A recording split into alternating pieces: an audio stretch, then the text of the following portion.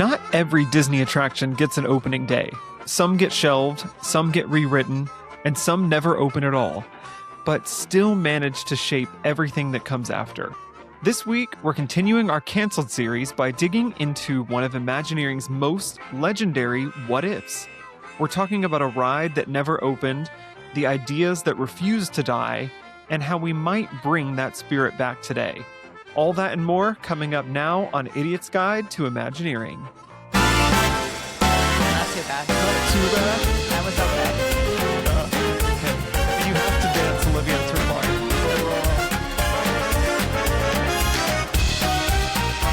Where's it got the finger? It's your, you always do the finger. Well, howdy, Imagine Idiots, and welcome to Season 4, Episode 9 of Idiot's Guide to Imagineering. I put on my best Texas/Wild West voice there, but today we are digging into a very special corner of Imagineering history, and it's a project that Disney dreamed up, maybe even started, but never opened. And this is our first canceled series episode of the season, something that we've been doing ever since Season 1.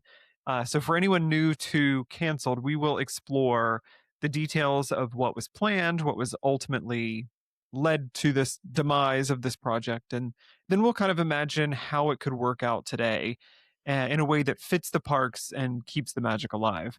But as usual, this episode would be no fun without the help of some co-hosts. Of course, I've got Marissa here to keep our imaginations in check, or keep me in check here.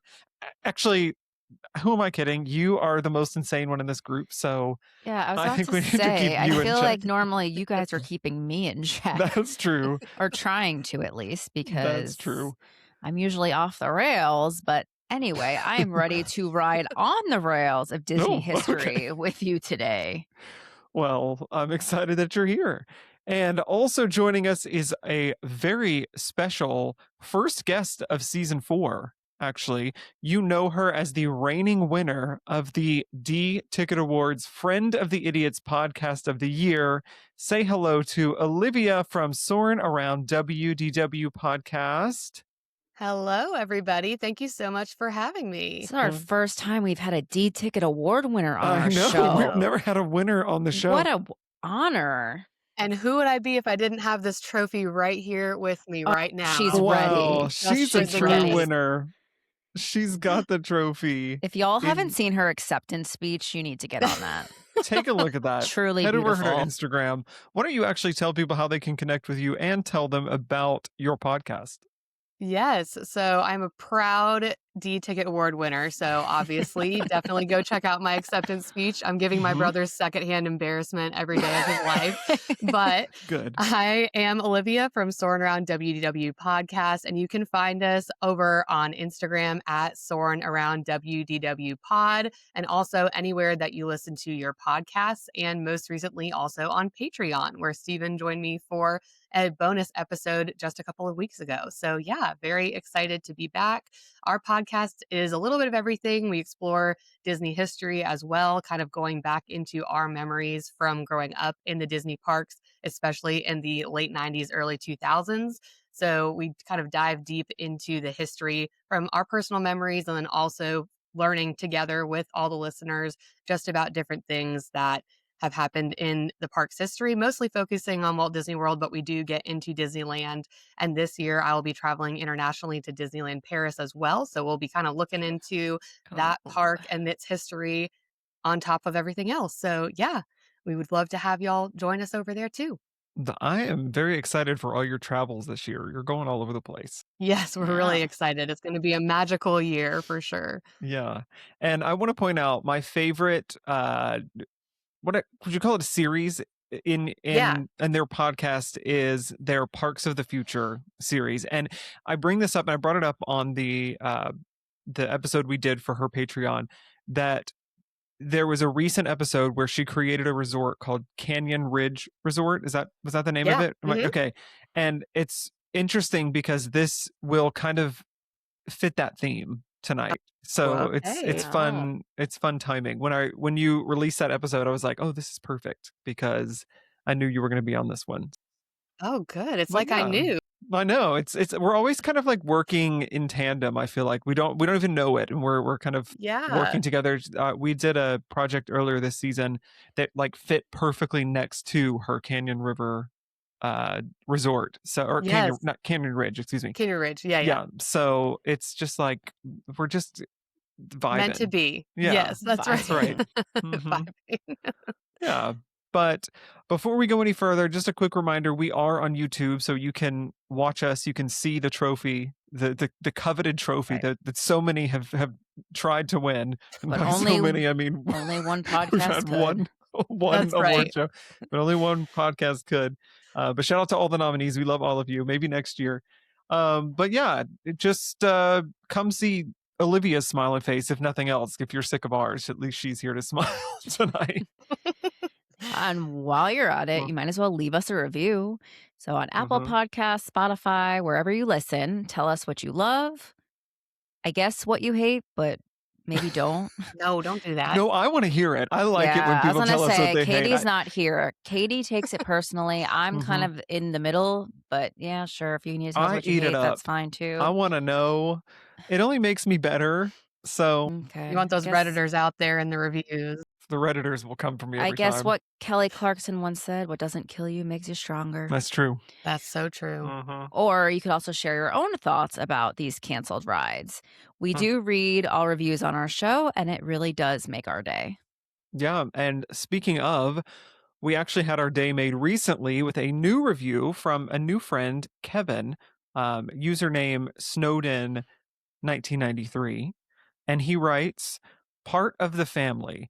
I've recently found this podcast, these folks, and their wonderful ideas.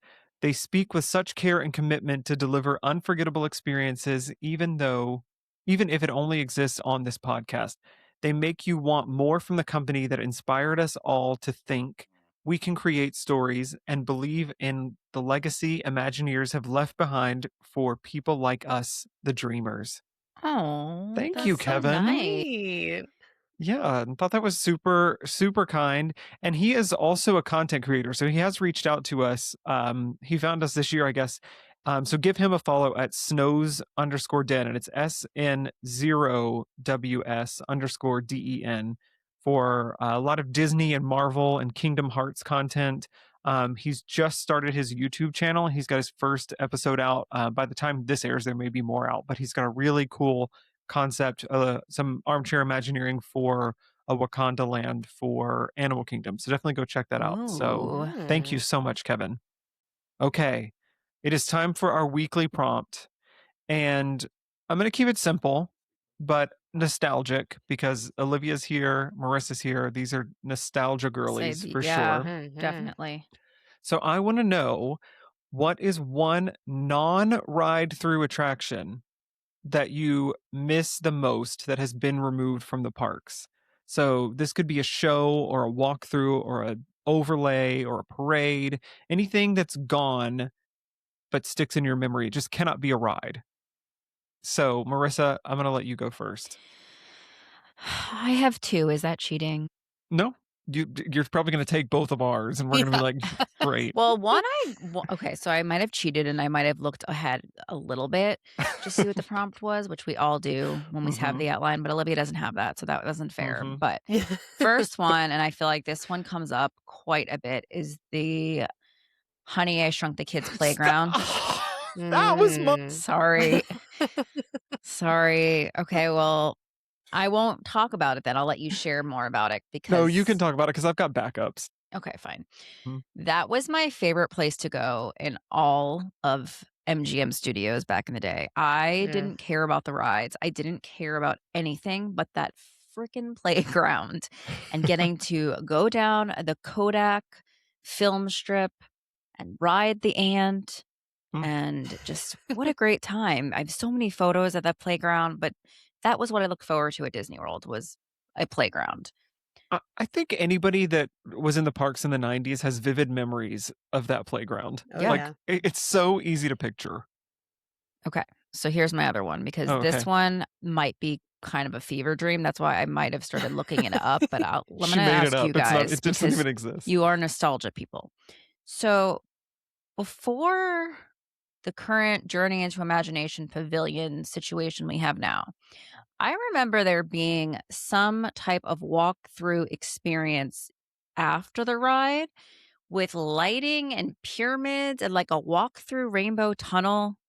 Do y'all know what I'm talking about? Is that a thing? Is that the tunnel where Figment now comes out of for the meet and greet? Did that used to be where you walked through, or I was don't it know if something that's where else? it was, but that is possible. So I might have started I've looking got this to admit, up. that's not an attraction that I frequented as a child. I don't think we really even went on the attraction. We would just go in there because it was so fun. Because there's a whole thing from 83 to 86, but I wasn't born yet, so I'm not that old. Let's see. And I guess Kodak used to also Yeah, I remember host that. They used to have like that. the store and It Yeah, the picture said spot the there. pictures. in 98, the original Journey to Imagination went down for reno. They changed it. Marissa Leapfrog loves some research, fountains. I y'all. do This love is- to read, this and I could love a go ride. for the rest of the episode. I know leapfrog fountains were reduced in size, glass pyramids. So this is all the outside. They removed Dreamfinder. Okay, you keep researching. I'll keep Olivia- researching because we'll be doing this for a I while. know. So let's move on. While I research, Olivia, what is your favorite non-ride through attraction? This is hard. I was also going to say I'm stuck between many at MGM Studios as far as shows. So I'm going to pick one there and one other one. The one that I'm going to pick there is the Hunchback of Notre Dame that was show. a good one. I Wow. love that show. We actually have video home footage of it. So sometimes I go back and Yes. just like watch the show again. Yeah. It is so good. I really wish they would have kept that around. So that is one that comes to mind right away, but so many of the old MGM Studios shows. And then my number one, though, probably every time someone asks about this, is Tarzan Rocks at Animal Kingdom. Don't I get us knew this about started you. on that I show. knew this about Man, you. I love this show. That's why And we get that- along. Yes. Only certain people get Tarzan Rocks. That's right. And my brother Regan and I got to introduce that show, like be the kids that would do the show and, do the little Tarzan call a couple of times. And it was funny whenever they'd say, "And where are you from?" And we'd be like, "Florida." Everyone would be like, "Oh, they picked these local kids."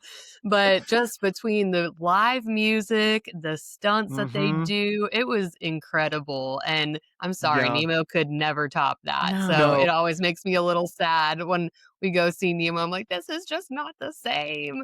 So yeah, Tarzan Well, Rocks is that- probably number one. That was like the epitome of like skate culture and like the Yes. X Games and Tony Hawk and things like that. Like they were really capitalizing on that moment. Oh, I gotta go Oh, watch yeah. that on Mhm. YouTube. Yes, Wow, it's and what a really good core one to memory that relive. you got to be on stage. Like Yes, it was so That's- fun. You're living never all of forget that. Steven's dreams. No, I know. it was Wow. great. Love that show. Okay, I finished my so- research. Do you want me to she's got it. interrupt Yes. for my Yeah. research or wait? Mhm. Okay. So it was called Imageworks. It was on the second floor of the pavilion. So there were all these different exhibits there because I didn't even ride Figment until I was an adult, I feel like. Mhm. So what I'm talking about is the Rainbow Corridor was a large tunnel that featured colored lights that followed the guests as they went through, each guest getting a different color. And it's gained high notoriety among Disney fans as Michael Jackson had several photos taken here in the 1980s. Wow. So is Okay. that where now like the DVC lounge is? Like that I'm floor? guessing maybe. so. Okay. Hmm. Interesting. I do not remember ever going up there then before. Like I think it used to be maybe an annual pass holder spot too or something Yeah, 'cause before that. But there's a whole bunch of cool things there, but that's the only one I remember. That's a deep Cool. cut. I like Yeah, when we get a it deep is. cut on this show. And I was like, am Yeah. I just having a fever dream? Am I making this up? the whole ride I is mean, a fever dream. That's true. Yeah, I don't actually. I don't know if it won the D Ticket Award. Did for it win that? It might have. It may have been Mickey and Minnie's Runaway Railroad. No, it was Figment. I think it was That's I think Figment. what I it was voted Figment. for. Yeah, it was definitely Figment. So I Wow. just was going along with that Yeah. because I was like, what am I thinking of? But there we have it. Yeah. There you go. All right, Steven. So what is yours now that I took Uh, the playground so- away? I've got two as well. One is also a deep cut. It's the show that was in the PhilharMagic Theater before PhilharMagic. Do you remember The Lion Yes. King? Yes. Yes. puppet show. Yes. I Yes. loved I that. loved that thing. And they had like this little special about it that was like played at commercial breaks on the Disney Channel, and they showed how like the puppets worked and everything. I loved that show. And I have videos like Olivia where my dad is like videotaping the show, and he would Yep. like turn the camera toward me to like get my reaction. I'm like, no, get it back on the show. I've Yeah, got to be able to watch this at home. Like, I don't Exactly. care about me. I need to see this when I get home. So I feel like a lot of people don't even know there was something in there before PhilharMagic. Yeah, I remember yeah. that show. I love The Lion King. I was a huge Lion King fan. Still am. I love it. And that show was it for sure. Yeah. Definitely a great one. My other one is Mickey's Toontown Fair, being able to go into yes. Mickey and Minnie's house. And back when you would like, that was like part of the line for their meet and greet. Like, those were the Yes. days. Yes. That's Those the were the piece that days. Disneyland is still keeping that around. Yes. It's just so special. The last time Katie and I were in Disneyland, we spent so much time in Toontown. It just felt so like a blast from the past, like the music that's playing in there, and just like it just felt special. We stayed there like really late, like at night, and the park was kind of closing, and there was nobody back there because all the kids had gone home. So we were just taking it all in. Yeah. Yeah. Toontown was really cool. Mm-hmm. Wow. What a little joyride back through the non-rides. Yeah. A joyride without a ride. Yeah. Love that for us. Love that for us. Well, it's time for our Imagineering project of the week. Ooh. Each week, our team picks a project manager to design a Disney experience, usually a ride, land, or update you could actually visit. But this week is different. We're continuing our canceled series, something we've been doing since season 1. Today, we'll dive into a project Disney dreamed up, maybe even started, but never opened. We'll explore its history and include the details of its ultimate demise. Then we'll imagine how it could work today in a way that fits the parks and keeps the magic alive. By the end of the episode, you'll see why some rides that never were are just as fascinating as the ones you can actually visit. This week's project manager is Steven.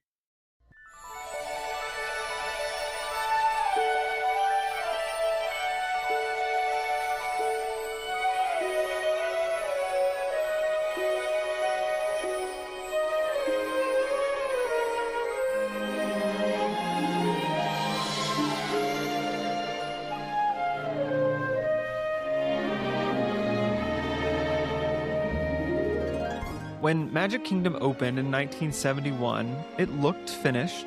The castle stood at the end of Main Street, Frontierland stretched out beyond the river, Adventureland buzzed with tiki birds and torches, and guests walked in and felt like they already knew the place, and yet something was missing.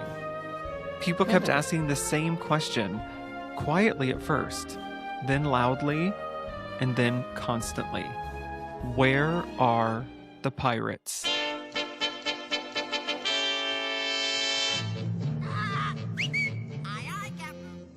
Now, it sounds small now, almost funny, but that simple question rerouted budgets, it rewrote priorities, and it quietly erased one of the most ambitious attractions Disney ever imagined. Because while guests were looking for pirates, Imagineers were building something else entirely. Something bigger and stranger and riskier. And it's a story about the American frontier that unfolded slowly by boat, through deserts and towns and canyons carved into a mountain that didn't even exist yet. And to this day, still does not exist. So there are no opening day photos. There is no ride-through footage. No cue music burned into our memories, just sketches and models and pieces scattered across the parks like little tiny fingerprints. So this is not only the story of a ride that Disney forgot to build, it's the story of a ride that Disney never stopped building, just never all in one place. So this episode is a little different. We are not repitching this attraction as it would appear today. We're not going to fix the past. We're talking about a canceled attraction and one that lost its big moment, but not its influence. And we're going to talk about how we see how we've seen that influence over time, and where we would like to see it in the future. So this is the story of the Western River Expedition at Thunder Mesa, and why sometimes the most important ideas aren't just the ones that get built, but the ones that quietly shape everything that comes after. Who are all these people asking for pirates? I know. So it seemed kind of like a crazy push that these people were like, they've got pirates at Disneyland, and why didn't we get it? I mean, I But guess yeah. that makes sense, especially if you've written it. I'd be like, why don't we get that attraction on our side of the world? But Mm-hmm. that was my first thought was, wow, people really miss their pirates, huh? Yeah. Have y'all heard of this Western River Expedition before? No. I have heard the name, but I Mhm. definitely don't know that much about the history of it. Yeah, and I didn't either. I've always heard it discussed, and I had seen some concept art in the past, but that's kind of why I wanted to go into it today, is because I wanted to learn about more about it, and I wanted to share more about it. But yeah, Yeah. so here's the thing. When people talk about the Western River Expedition, they usually talk about it like it was just this one ride that didn't get built. And that Mhm. is actually not true, because the version that Imagineers were working on, it wasn't just a boat ride plopped into Frontierland. It was an entire environment. And it was this big mountain idea. And they had this story that you didn't really experience all at once. You kind of drifted through it slowly and experienced it in a bigger scale. And so the more I've dug into this, the more I realized that this thing is huge, and the scale of this is probably why it never happened. But yeah, you would have boarded this boat ride indoors, kind of this perpetual twilight, very Pirates energy, where you feel like you're outside but you're inside. But instead of cannons and skeletons, it was kind of like a wide open wilderness. So I'm picturing very living with the land, bison Yeah. prairie style vibes. It started out interesting because you were moving upstream instead of downstream at the beginning. And so you went up a waterfall, which, they were kind of trying to do something different here. And there was going to be a narrator for the ride as well. And this, in my mind, I thought, okay, this is going to be some really heroic voice, or some park ranger type thing, or some cowboy. But it was actually going to be a fictional owl that they had named Hoot Gibson. And so I think that really kind of indicates the vibe of what this ride was going to be like, that it wasn't really taking itself so seriously. But yeah, you were going to float through some peaceful scenes at first of the Wild West, and then there were going to be singing cacti that were going to do a little song for you. There were going to be little animals that were doing some comedic bits. But it was supposed to be funny, but it was also very slow, and I think that was purposely intended. And then, without it being a big drop or a moment, things just kind of started to go wrong.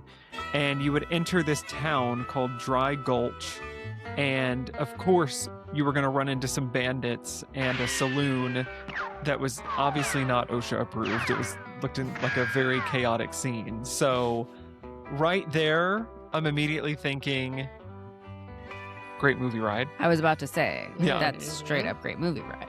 Mm-hmm. But yeah, I think it's really important to note that Western River Expedition wasn't trying to thrill you in a Thunder Mountain type of way. It wasn't supposed to be a chaotic ride aside from some of the show scenes.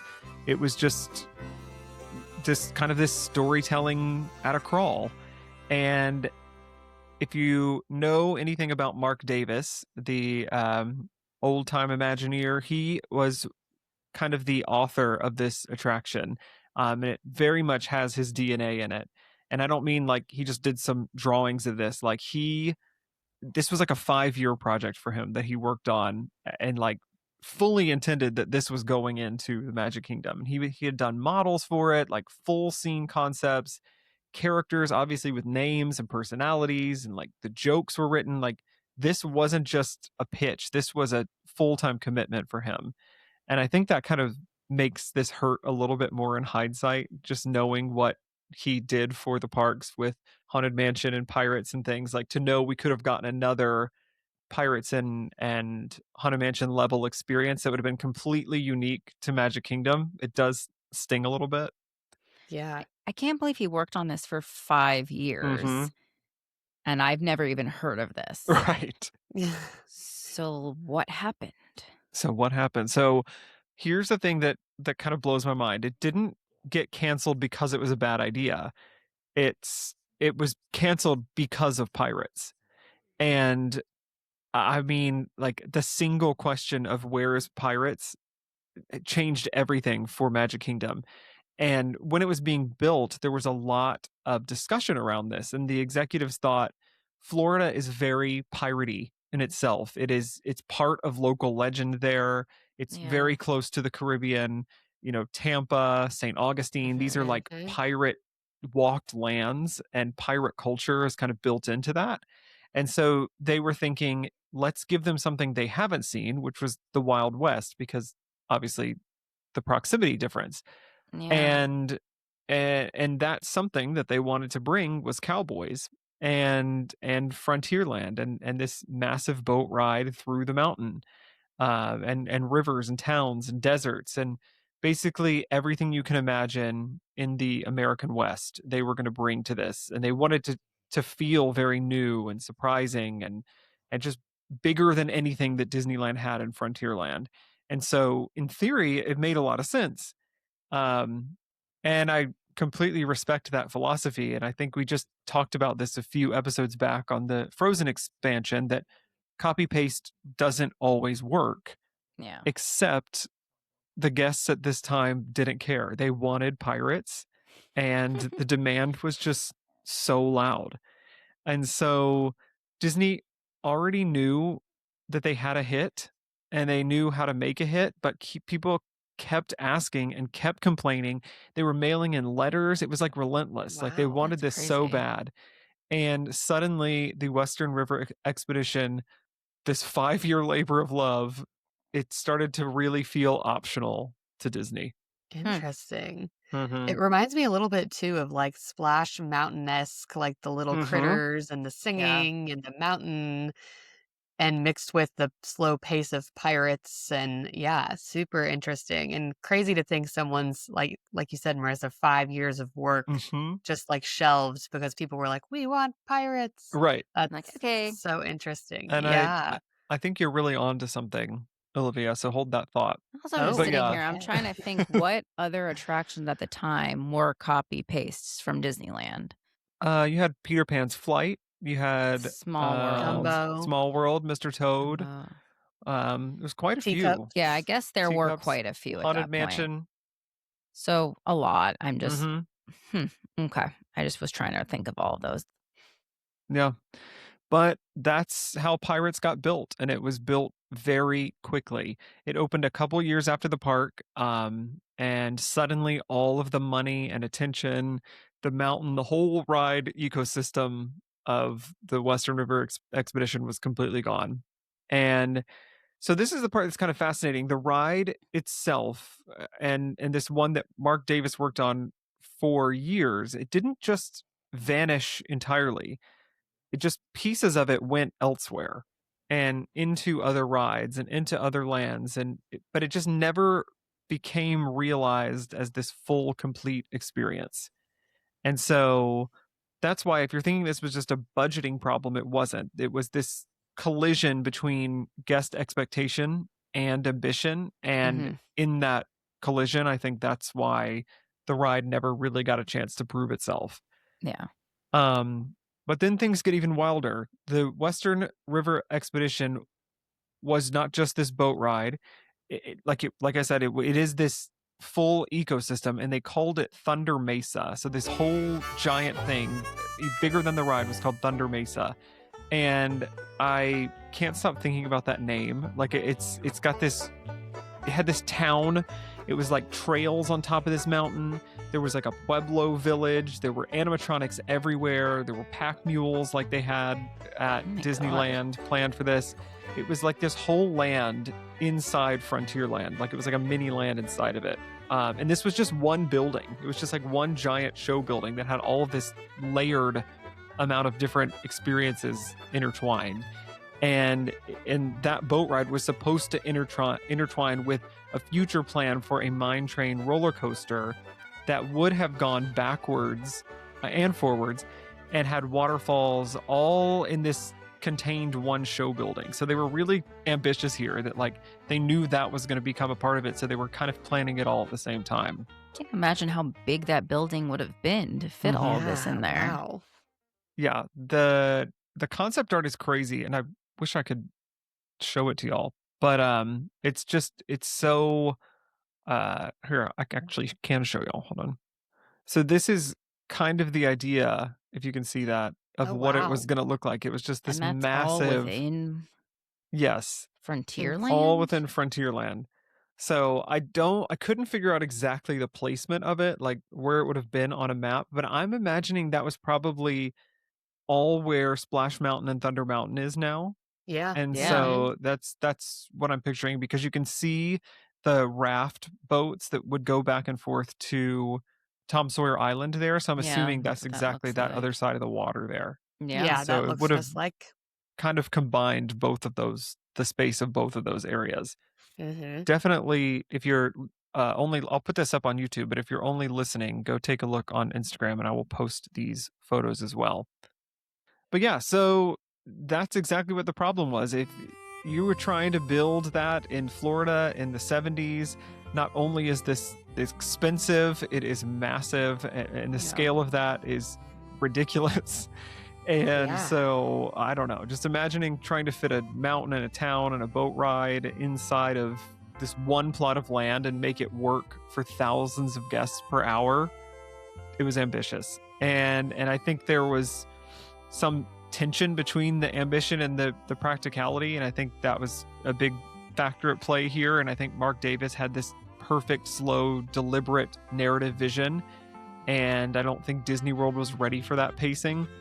I think the park was probably built in a different way than Disneyland. I think it was built a lot more for throughput and efficiency and crowd control because of what they learned from Disneyland and the fact that they had the ability for larger space. I think it was just never going to happen. And I don't think it was just a creative problem. I think this was also a logistical one. We've talked a lot about throughput on this show and THRC and OHRC, and that's theoretical hourly ride capacity and operational hourly ride capacity. And so check out season 3, episode 2, if you want more on that discussion. We talked a lot about it there, but you can have the best ideas in the world. And we've spoken to Imagineers about this when we've interviewed them, and they will say the first thing that will kill it is not being able to move a lot of people through the ride. And if you can't move 3,000 people through it on a Saturday afternoon, then it's just a non-starter. So I think when you start to see the cracks here, it makes it really clear. I think the river scenes, the mountains, the towns, they weren't just expensive, they were very delicate. Everything had to work together perfectly, or kind of the whole illusion was going to fall apart. And it's like maybe they didn't learn their lesson, because they did end up creating the Yeti, but I think that's a whole nother episode, whole nother hour that we would need to spend on that. But yeah, I think the fragility of all this is what makes the next part heartbreaking, because Mark Davis actually really fought for it, and he tried to compromise with them and say, I will scale this back. I will, just build the boat section. We don't have to have the trails. We don't need this full mountain. I just, I want something out of my 5 years of work. And give him something. And it never happened. That's terrible. Yeah, that is terrible.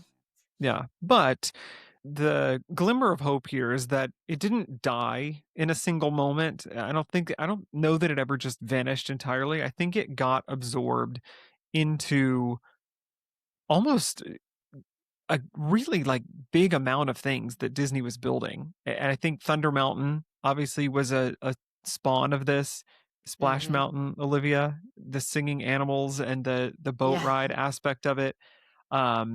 I think Phantom Manor in Paris, which, Olivia, I have never been able to ride this, so please ride it for me. Yes, we it was plan closed. to. It was closed for reefer when I was there, so please report back on that. I think scenes like Living with the Land and Epcot, I think a lot of pieces of this are scattered through the parks, and its Yeah. DNA still exists everywhere. Um, but you just can't see it as one thing anymore. But for example, Phantom Manor was listed in the research, and they gave some examples. There's a bank robbery scene. There are showgirls and bartenders, which seems like it was kind of pulled straight from this original concept. Splash Mountain has slow riverboat pacing at points. It has the Mhm. characters. It's got kind of a staged sequence of towns, like when you're in the queue and things like that. Very much the rhythm of this attraction.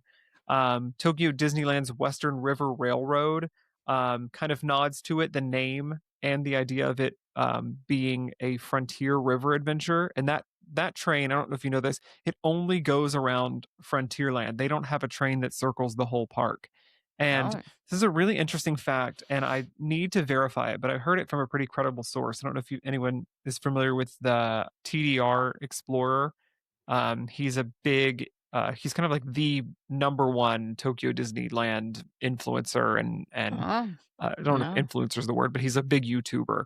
And he Mhm. explained that in Japan, you can't legally have a train with multiple stops without having to pay for it, and that's I why their did monorail I did is know that. paid. Yeah. Okay, And yeah, I've so heard this that.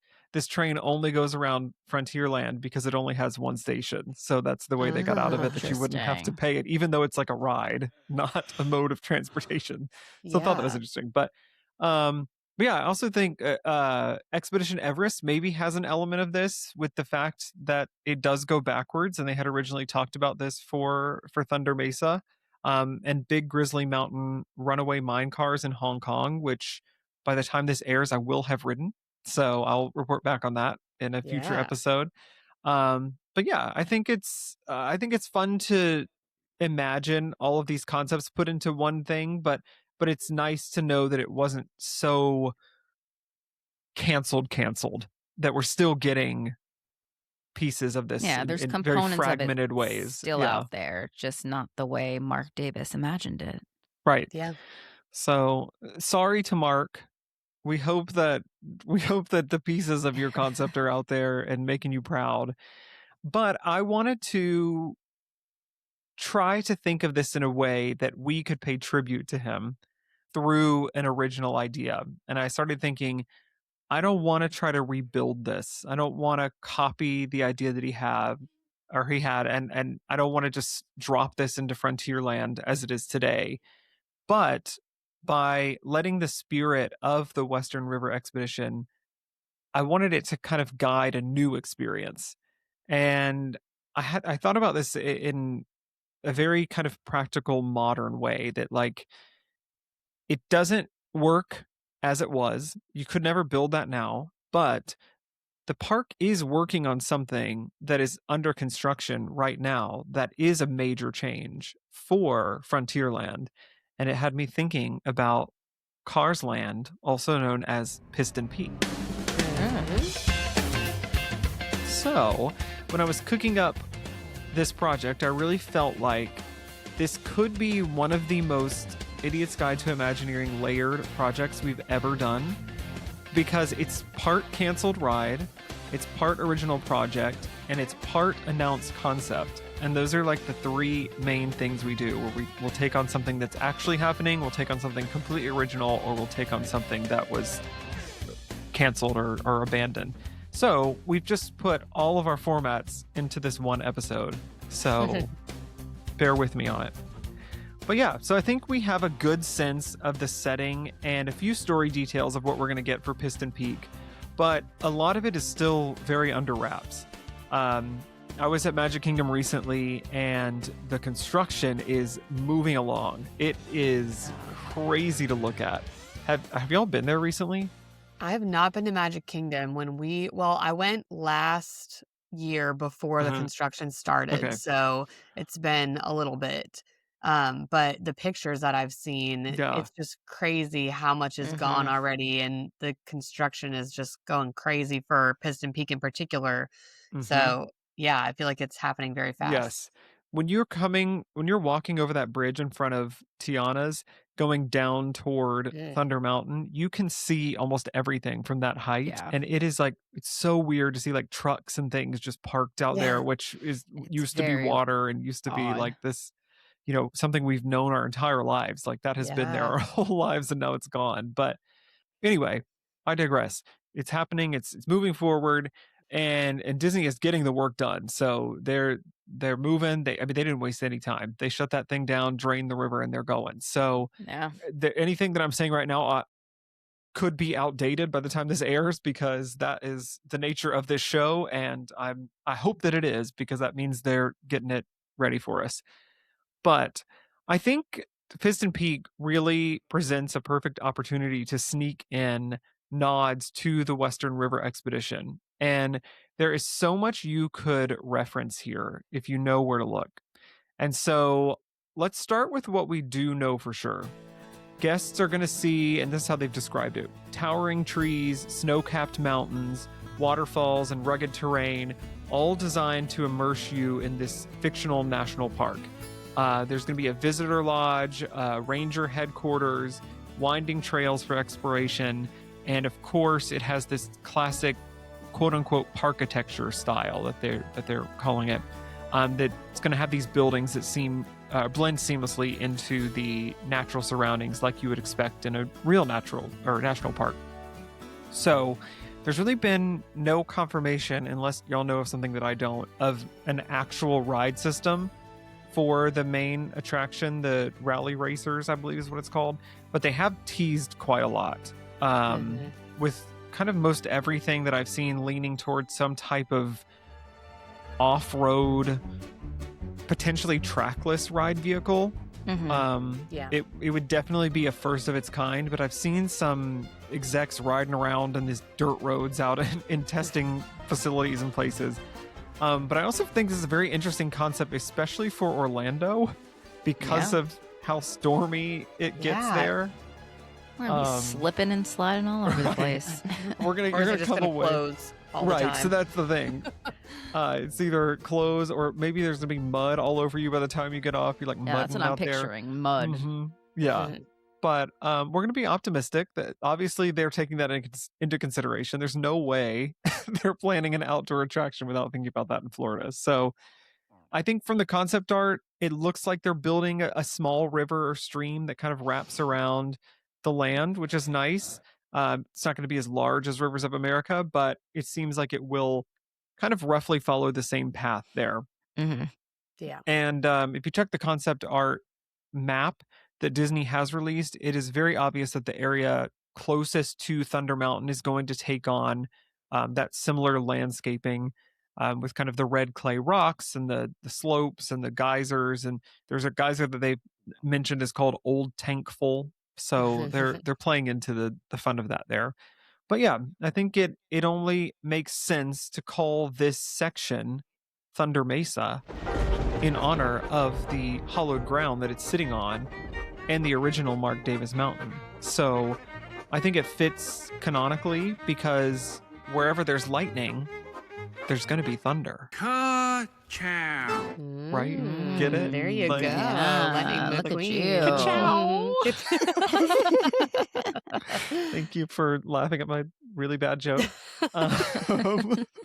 Big Lightning McQueen fan. Love Lightning McQueen. You do love Lightning McQueen. Love that guy. I love cars, so I'm really excited about this land. But anyway, I felt like this attraction was a perfect opportunity to bring pieces of the canceled Western River Expedition to life, through show scenes and characters that you would race past on this adventure. So let me be clear, I do not think this is the actual experience we're going to get when this opens at all. I imagine the focus is going to lean toward nature and Cars cameos, but for this project, we're keeping it about Western River Expedition. So in my version, you will race through an old ghost town called Hubcap Holler, and you are going to be hunting down the ghosts of Thunder Mesa past. And so the ride is going to be set in modern day, but the town itself is abandoned, and it's this very gold rush era settlement, mid 1800s, very Thunder Mountain. And things are going to start slow as you tour this sleepy town with your park ranger, J. Audubon Woodlore, who is the name of the real officially announced original character they have created for this land. So I was hoping in that Hoot McGibbon, what was that guy's name? Gibson? Hoot Gibson was going to on. be joining us. Just hold on to that too, because we're going to come back to Hoot Gibson too. Okay, fine. But yeah, so right now we're just doing a tour of the ghost town with J. Audubon Woodlore. And from there, the ride is going to ramp up as things get a little spooky. Oh, no. The ghosted concepts of Mark Davis' work will finally get to materialize inside the canyons, caves, and mountain peaks of Piston Peak, Hubcap Holler, and Thunder Mesa. And it only makes sense to find them here because there's this old haunted mansion on a hill nearby that has been famous for otherworldly sightings for the past 50 years or so. That is so, true. Naturally, some of that energy is going to spill over into Hubcap Holler, right? Of course. Yeah. So I thought this could be a fun way to tie in the Haunted Mansion and Villain's Land, all to kind of create this overlap of so many different things. Thunder Mountain, Haunted Mansion, Villain's Land, cars. It's all this blur of you don't know where you are. Yeah. But yeah, it's not going to be too scary. Don't worry. This is a kid's ride. At the end of the day, it's cars themed as well. So I think we need to stay true to that. The ghost town is really just kind of the framework to explain why we're seeing all these fun characters from the canceled concept. And I am going to call it the Ghost Town Grand Prix. Oh. I like that. Now, I'm going to pause here because Marissa owes me some projects for season 4. She's overdue on delivering. And Olivia is a legit armchair Imagineer in her own right, like I said about her Parks of the Future series.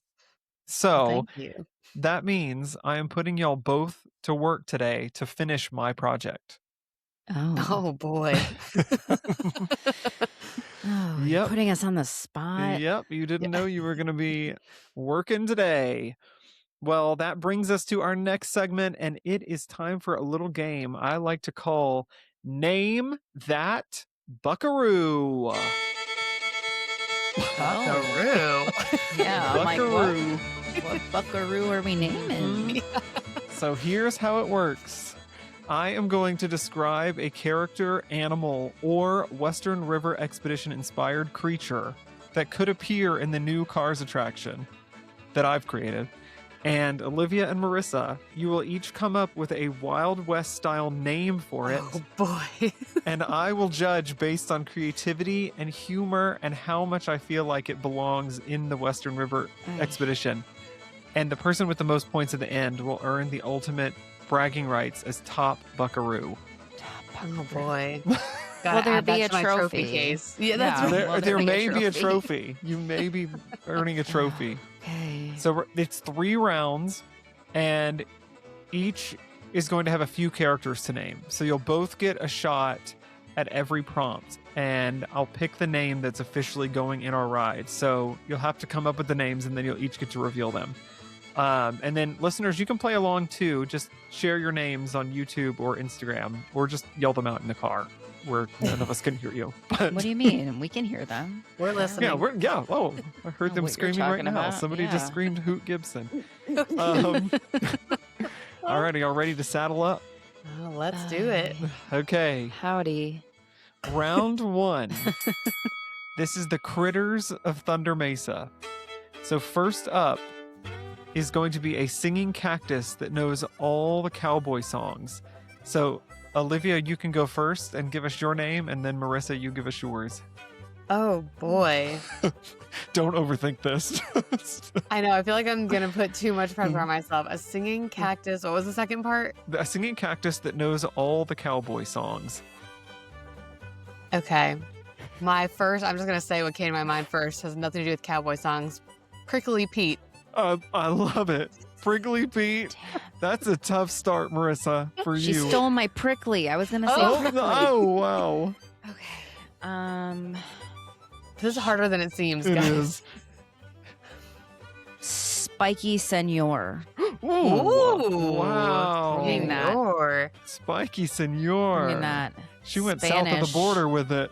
That's Spanish right. feeling. So we got to Prickly this. Pete and Spicy Senor. Spiky. Spiky.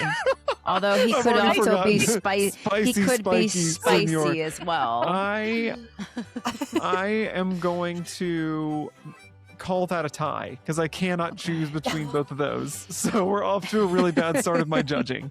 They're both so Um, brilliant. They're both brilliant. Well, we can have two. We have two different cacti. Yeah, we're gonna have two Right. cacti. Okay, the next one, One of Marissa, you can each. go first on this one. Is Okay. a mischievous prairie dog who interrupts the saloon show. This is a really hard game, This is really hard. and this is only round one. Oh boy. Disturbing dog. Dan. Disturbing Dan. Disturbing Dan is the mischievous prairie dog who interrupts the saloon show. Yeah, Okay, that's what I Disturbing got. Dan. And Olivia? Oh man. I'm gonna say popping up pup. Ooh. That's all I can think of. Sorry, Marissa, that just No, won. that Popping up- won the whole game. Popping up pup. That's Popping up pup. I That's love alliteration. that. That's rhyme. It's got it all. I love Popping up pup. Okay, and the next one, Olivia, you can go first on this one. Oh boy. A okay. grumpy bison who Oh. secretly helps guests escape a bandit ambush. Man. Okay, well his name's definitely gonna be something Bill, because I just feel Okay. like any bison to me looks like a Yep. Bill. But I'm trying to think of what could make him grumpy. Bitter Bill. Bitter Bill. I like Bitter Bill. Okay, Marissa.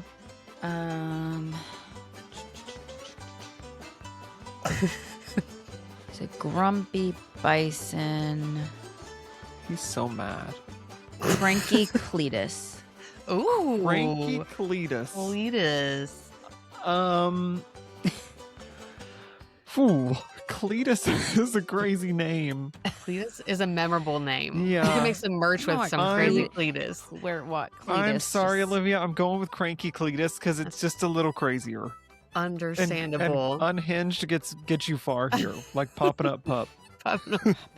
So for round one, we have Prickly Pete, Spiky Senor, Popping Up Pup, and Cranky Cletus that are officially going into Ghost Town Grand Prix. I mean, in I Cars see Land. the little plush merch already. Oh, I for sure. Oh yeah. I am buying a Spiky Cletus Senor. is happening. Yeah. Cletus, Cranky Cletus Cletus is happening. Okay, are y'all ready for round Popping two? up pup. Let's Yeah. do it. This is the humans of the Gulch. Oh, Because- no. If we can be in Cars Land, so can they. So first up, a bartender trying to shoot an intruder off the roof. Marissa, you're up first. Benny Bandito. Oh. Okay. That's a good one. It's kind of giving Bad Bunny's I real know. I feel name. like I've been real on bad. Yeah. I know. I've been real on Bad Bunny Okay, since the well, Super Bowl, and that's what came to mind. We got a Bad Bunny influence right here into the new land, so he's inspiration. All right, Olivia, this is a bartender trying to shoot an intruder off the roof. Bullseye Bob. Bullseye Bob. You know, I'm sorry, Marissa, but that That's wins okay. because Bullseye, it really hits the mark. I'll say it ties Oh. back into. It Oh, look, you're so punny. Are you me? really does. Yes. Stealing Yep. Marissa's thunder with the pun. I did. Yeah. Still Marissa's Thunder Mesa. I was just gonna say, oh, we're going into a Pixar theme, but Yeah, that works Mm. too. A little Better, yeah. crossover. Pixar Okay, Olivia, crossover. You go first on this one. This is Okay. a saloon girl who secretly moonlights as a bandit. oh, Sally Moonshine. Ooh, that was quick. oh my gosh. I was gonna say Sally Shine, and that's from Tower of Terror. I was like, Yeah, can I have it to is. change it a little? Okay, Change well a little. this is a tribute to Sally Shine from Tower of Terror, but Yes. now she's One of my Moonshine. faves. Sally Mhm. Moonshine. Okay, Marissa, a saloon girl who secretly moonlights as a bandit. Sassy Sue. Okay. Ooh. Okay, I like sassy. Yeah, I like sassy. Um, Sue sounds like she might be coming from the 50s though, so Mm-hmm. It works. I'm gonna tie it. okay. Sally Okay. Moonshine and Sassy Sue. Okay. And the final human is going to be a stagecoach driver who's always running late. Marissa. His whole job is to get you where you're going, but he's always running late.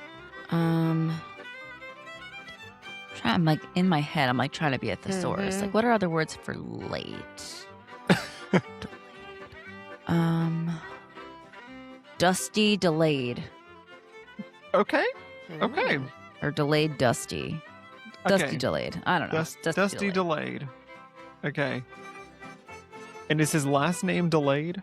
Yes. Okay, that's okay. Like that's on his birth certificate. Well, we could spell it Delaid. Ah. Okay. So, you know. I like that. Mm-hmm. Yeah, Maybe there's an E on the end. Yeah, that too. Yeah, a little French. came over from Louisiana Purchase. Came over from Disneyland Paris. There we go. We've tied it back. We got See? Haunted Mansion. We got Disneyland Paris go. here. Just bringing all the We got parks in. Bullseye from Toy Story. Bullseye Bob. We got it all. Okay, Olivia, who is your stagecoach driver that is always running late? Running behind Roger. Wow. RBR. It's like she's made for this game. Yeah. You know, I'm a really bad judge because I liked Dusty Tie it Delayed. up. I like Delayed They're as a both- last name, and running behind Roger it's fun to say, and I think people would really connect with that. Yeah. RBR. RBR. RB Roger. I mean, you can hold off and see when we have everything, which one fits together. True, There you go. yeah, that yeah. works. Mhm. What makes the story? Right. Okay, so for round 2 we have Bullseye Bob, Sally Moonshine, Sassy Sue, Dusty Delayed, running behind Roger, and they're all officially going into our attraction as the humans of Cars Land. Okay. Good job. Good job. These are really good, actually. I'm proud of y'all. Now, This is for hard. round 3, this is going to be the Piston Peak Cars mashup section. So you need to give me some car/animal hybrid names. And so I'll describe kind of the car and you give me the name for it. So first up, we have a wise old tow truck who sees everything from the mountaintop. And Olivia, you go first. Oh boy. So like Mater, but Yeah. not Right. Mater. A wise old tow truck who sees from the mountaintop. The first thing that came to my mind was like Ebenezer. Don't ask me why. Okay. How does that tie I into a don't- tow I You're don't truck? just know. really into Christmas. I Yeah, guess. it's giving Christmas Carol. Giving Christmas Carol. This is specifically for the Christmas overlay version That's of the right. attraction. Yeah. Yes. Specifically. Oh man. What's on a tow truck? Tow away Todd. Oh, okay. Oh. Yeah. All right. Tow away Todd. No Marissa? Ebenezer.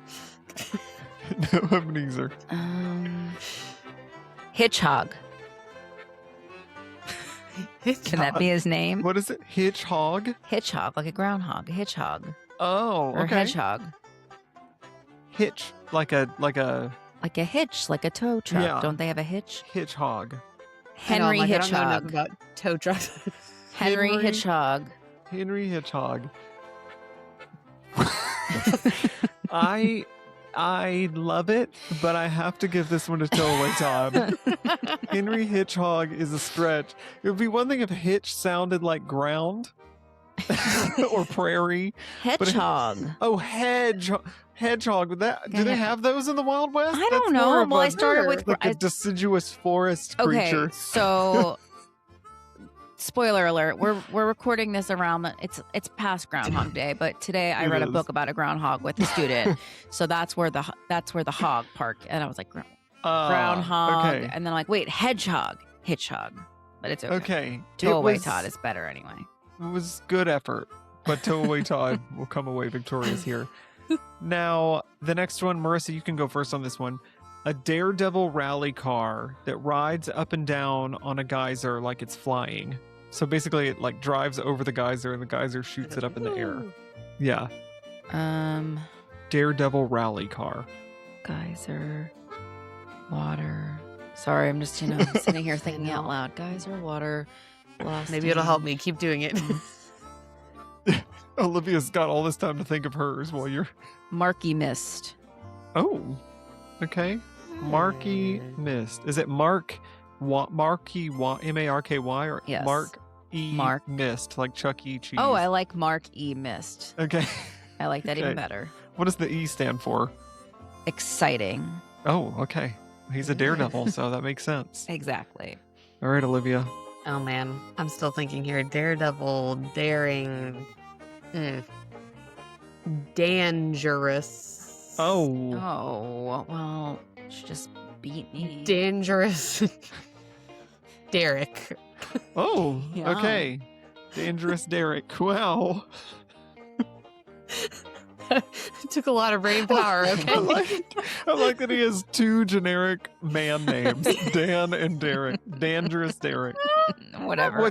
What's crazy is you have to spell dangerous with a hyphen, otherwise it's just dangerous. Yeah.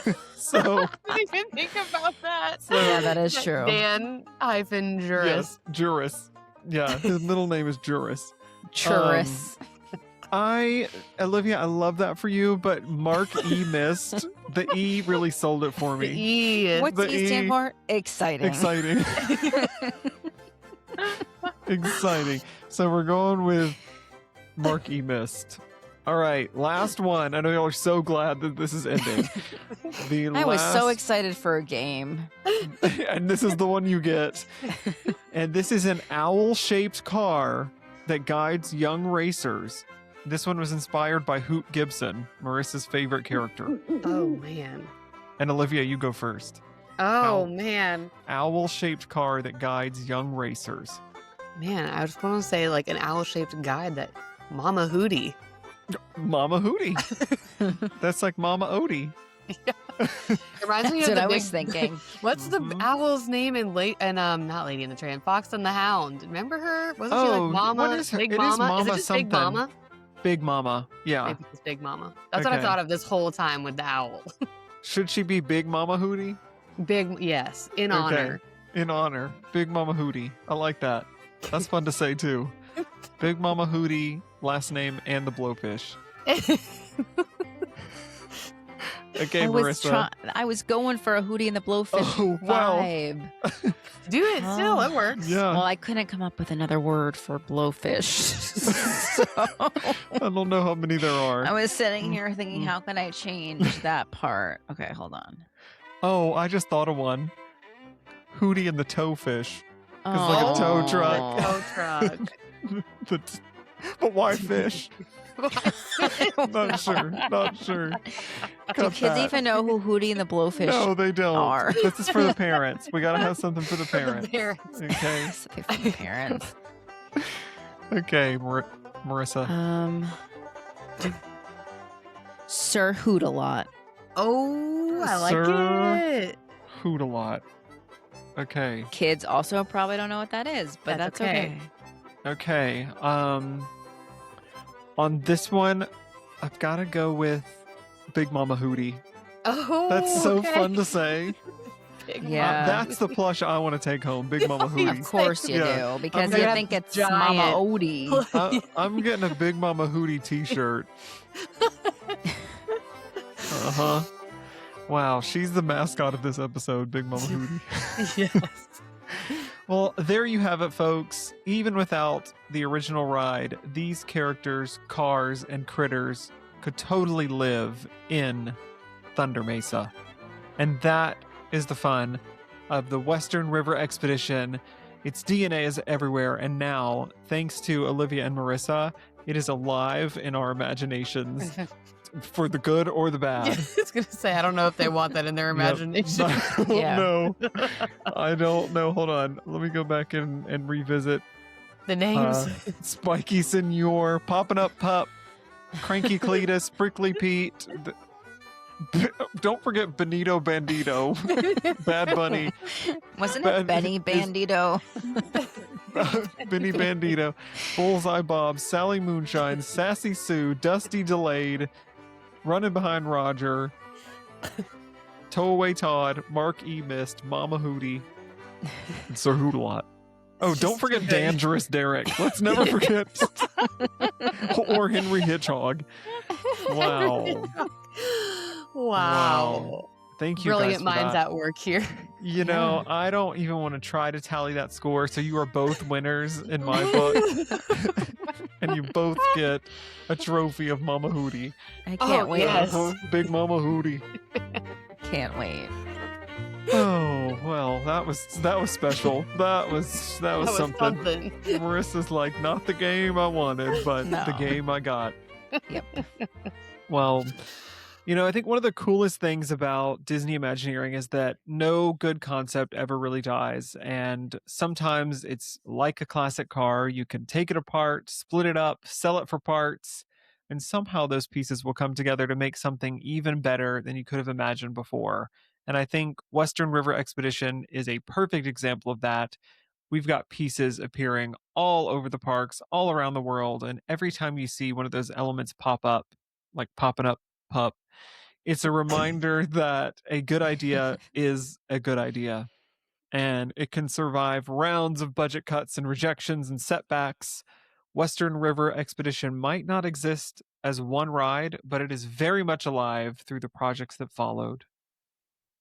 And that's exactly the approach I took with Ghost Town Grand Prix. Instead of trying to rebuild the Western River Expedition in its entirety, I want to let the spirit of the ride guide a new experience. The abandoned ghost town, the playful nods to Thunder Mesa, the hidden ghosts of Imagineering past ideas. All of this kind of creates this bridge between the ride that never was and a modern attraction that could actually exist. And it's a way to honor the original concept without forcing it into a format that no longer fits. And to all of you listening, just imagine what could have been while dreaming about what's coming next. But yeah, I think it's a big moment for Frontierland right now. And it's lost the Rivers of America, sadly, but it is gaining a new massive draw that's going to change how people experience that corner of the park. And Piston Peak has the chance to become a landmark in its own right. And the fun part is imagining how all those pieces might come together. And at the end of the day, the lesson is simple. In Disney Imagineering, no one is ever truly gone. No one or no idea is ever truly gone. Even if it's canceled, even if it never opens as originally planned, it can live on in unexpected ways. I love that. I'm sad that it didn't come to fruition, but I am glad that there are so many components that have been spread out literally across the world. I know.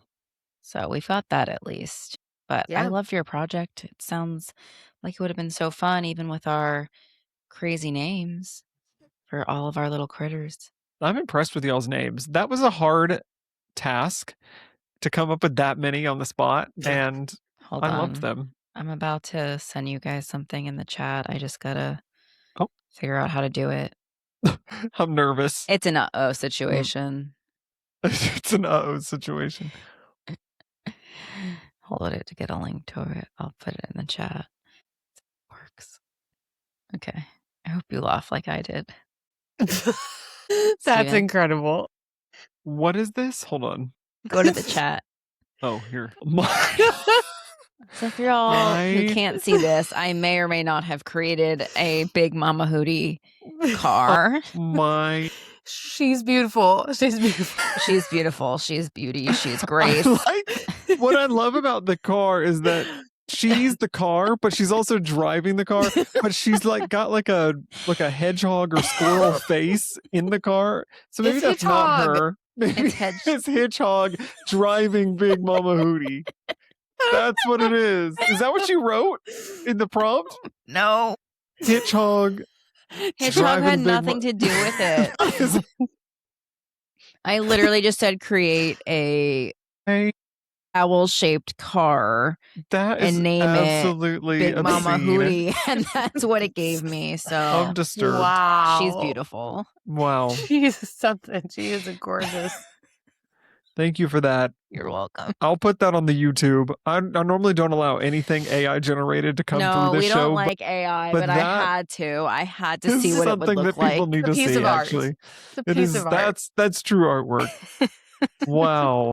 Okay, well, I don't know how to follow that, but let me share my quick creative intent parks map description of the Ghost Town Grand Prix. You are going to race through the abandoned mining town of Hubcap Holler in this high-speed cars rally where ghostly legends of Thunder Mesa and frontier fun roar back to life from a car's point of view. I love the roar back to life. Vroom, that's Big Mama Hootie revving her engine. Or that's Hitchhog revving Big Mama Hootie's engine. Ooh. The loudest owl ever. Wow, she is. That's how she revs it. Woo-hoo. Oh my gosh. Wow. Nobody's going to be saying who when she comes through because they're going to know who she is. Big Mama Hootie. Big Mama Hootie. I don't know if y'all have ever seen Cars 3 where they go to like that junkyard rally where that giant school bus is like crashing over people and ramming cars. But that's Big Mama Hootie vibes right there.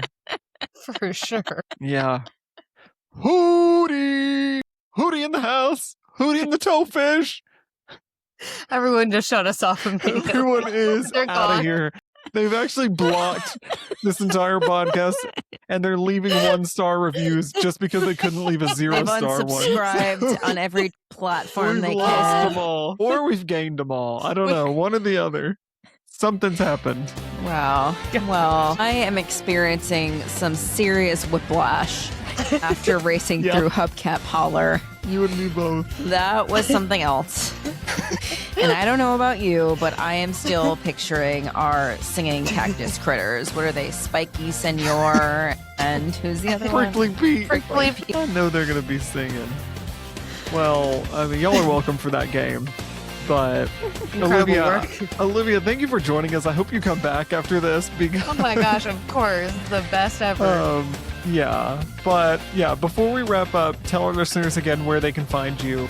You can find me at Big Mama Hootie's favorite spot, soaring around WDW Pod on Instagram and wherever you stream your podcasts. Yeah, if you want to hear a respectable podcast, go there because this ain't it.